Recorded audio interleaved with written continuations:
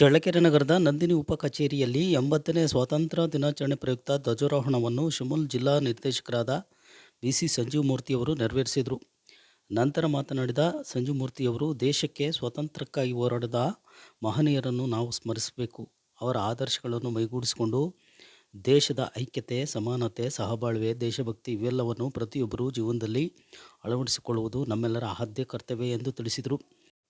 ನಂದಿನಿ ಉಪ ಕೇಂದ್ರದ ಕಚೇರಿಯ ಎಲ್ಲ ನೌಕರರು, ಸಿಬ್ಬಂದಿ ವರ್ಗದವರು ಗೌರವ ಸಲ್ಲಿಸಿದರು. ಸಮಸ್ತ ಜನತೆಗೆ 80ನೇ ಸ್ವಾತಂತ್ರ್ಯೋತ್ಸವದ ಶುಭಾಶಯಗಳನ್ನು ಸಲ್ಲಿಸಿದರು.